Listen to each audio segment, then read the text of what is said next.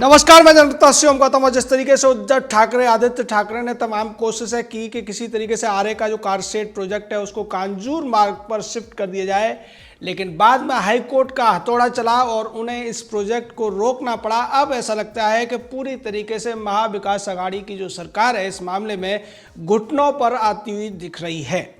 इसको लेकर हम आपको दो खबरें बताएंगे। आपको भी लगेगा कि हाँ, ऐसा वाकई में है कि महाराष्ट्र की जो सरकार है अब कारशेड मामले में घिरती हुई नजर आ रही है और उसको रास्ता नहीं सूझ रहा है, इसलिए वो केंद्र सरकार से ही अब गुहार लगाने की कोशिश करेगी।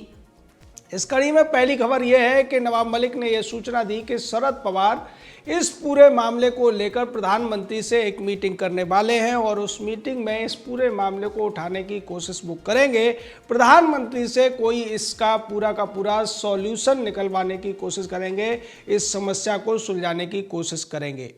दूसरी खबर यह है कि उद्धव ठाकरे ने इस पूरे मामले पर जो बयान दिया है वो दिखाता है कि अब उन्हें अपनी गलती का एहसास हो रहा है और उन्हें ये लगता है कि अगर वो ज़्यादा खींचतान करेंगे तो न केवल ये प्रोजेक्ट रुकेगा बल्कि उनकी और ज़्यादा किरकिरी होगी। महाराष्ट्र में जिस तरीके की उन्होंने पसोठाबाद चलाने की कोशिश की थी, अब वो पसोठाबाद उद्धव ठाकरे के ऊपर ही सोठा चलाता हुआ नजर आ रहा है। उद्धव ठाकरे ने बयान दिया है कि हमें कोई दिक्कत नहीं है, हम इस पूरे मामले में केंद्र सरकार से बात करने को और कांजूर मार्ग के प्रोजेक्ट का कोई समाधान ढूंढने को पूरी तरीके से तैयार हैं। हम इसको घमंड का सूचक नहीं बना रहे हैं, हम का मुद्दा नहीं बना रहे हैं, हम इसको प्रतिष्ठा का प्रश्न नहीं बना रहे हैं और केंद्र सरकार से इस मामले में बातचीत को हम तैयार है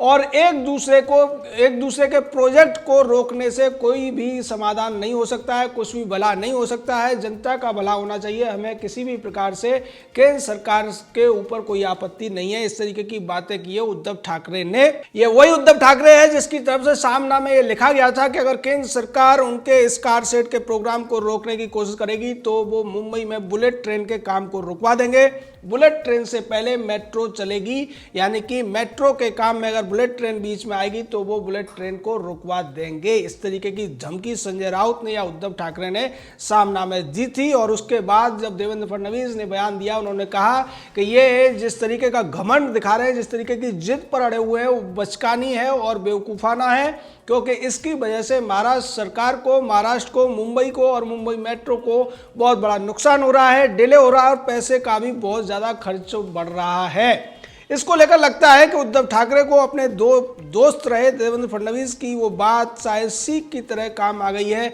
और उन्हें अकल आती हुई नजर आ रही है। वो सीधे तौर पर कह रहे हैं कि ये अहम का मुद्दा नहीं है बल्कि जनता का हित का मुद्दा है और इस पर केंद्र सरकार के साथ हमें बातचीत करने में कोई दिक्कत नहीं है। और इसीलिए अब ऐसा लगता है कि उद्धव ठाकरे ने ही शरद पवार को मनाया है कि वो इस पूरे मामले में बीच बचाव करते हुए प्रधानमंत्री से कोई समाधान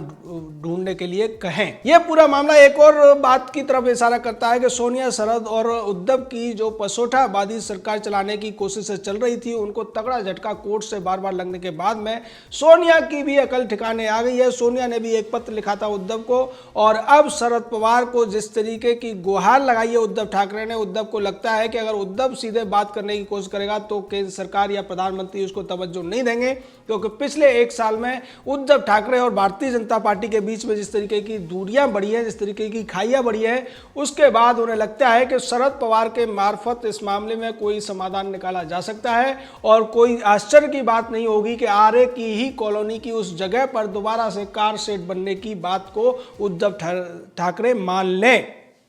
क्योंकि ऐसा करने में ही उनकी भलाई है। कांजूर मार्ग का मामला पहले ही कोर्ट में अटक गया है और उसके अलावा जो 9 साइट है, उन्होंने चाहे बांद्रा कुर्ला की साइट हो जिस पर 30,000 रुपये एक्स्ट्रा लगने थे, वो सारी चीज़ें उनके किसी भी तरीके से फायदे की नहीं है और उससे जो मेट्रो कारशेड का काम है वो और ज़्यादा डिले होगा, जिसकी वजह से मेट्रो का विकास और मेट्रो का विस्तार दोनों रोकने पड़ेंगे, जिसकी ओर बार बार किरीट सोमैया इशारा कर रहे थे और ये कह रहे थे कि महाराष्ट्र सरकार को अकल से काम लेना चाहिए, जनता की गाड़ी कमाई को बचाने का काम करना चाहिए, न कि उसको फिजूल खर्ची में और राजनीतिक अहम तुष्टि के लिए उसको बर्बाद करना चाहिए। अब ऐसा लगता है कि उद्धव ठाकरे को अकल आती हुई नजर आ रही है और एनसीपी को भी अकल आ रही है, क्योंकि एनसीपी समझती है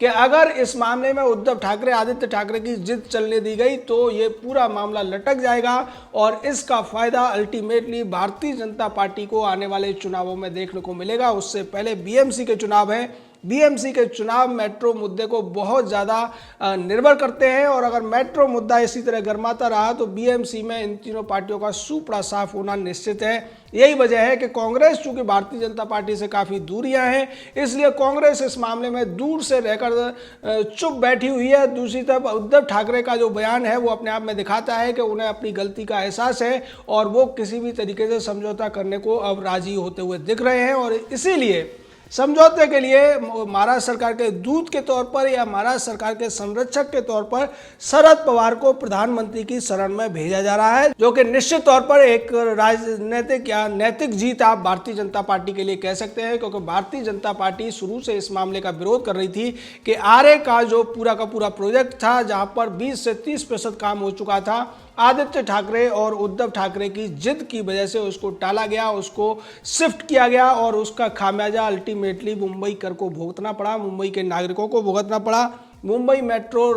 का जो प्राधिकरण है उसको भुगतना पड़ा और मेट्रो का काम पूरी तरह से लटक गया।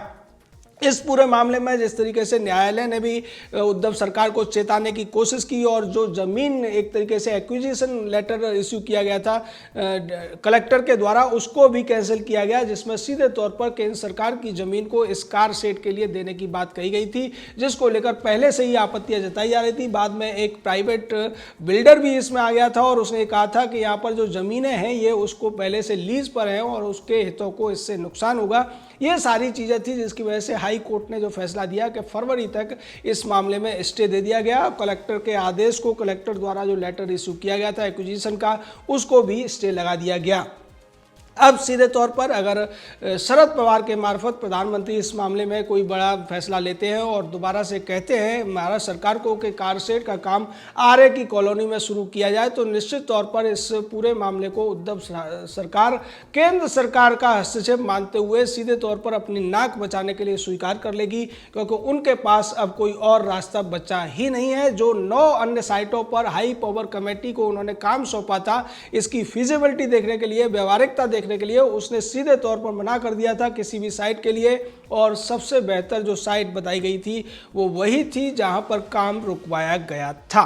यानी आप कह सकते हैं कि 9 दिन चले 2.5 कोस वाली स्थिति यहाँ पर पूरी तरीके से लागू होती हुई दिख रही है। उद्धव ठाकरे, आदित्य ठाकरे और शिवसेना एनसीपी की तमाम कोशिशों के बावजूद जो आरए का कार शेड था अब उसको दोबारा से वहीं पर शुरू कराना इनकी मजबूरी बनता जा रहा है, क्योंकि अगर ये ऐसा नहीं करते हैं तो कांजूर मार्ग में पहले से ही कोर्ट का हस्तक्षेप हो चुका है, वहाँ की जमीन को लेकर विवाद है और वैसे भी कहा जा रहा है, वहाँ पर जो विशेषज्ञों ने राय दी है कि वहाँ पर अगर कार शेड बनता है तो इससे कम से कम 5 साल एक्स्ट्रा लगेंगे और 5,000 करोड़ रुपए का कॉस्ट भी ज़्यादा लगेगा। दूसरी तरफ जो बीकेसी का एक और साइट ढूंढी गई थी, अगर उस पर काम चलाया जाता है तो उससे जो अंडरग्राउंड मेट्रो का काम है वो रुकवाना पड़ेगा। 30-35 हज़ार करोड़ रुपए का एक्स्ट्रा उस पर खर्चा आ जाएगा, क्योंकि कई चीज़ें बदलनी पड़ेंगी, कई चीज़ों को डाइवर्ट करना पड़ेगा। तो ये सारा का सारा मामला सीधे तौर पर वक्त की मार अब ऐसा लगता है कि महाविकास अघाड़ी के इस पसोटावाद पर पड़ती हुई दिखाई दे रही है और जनता ही इस देश की मालिक है, जनता का हित ही सर्वोपरि हर सरकार को रखना पड़ेगा,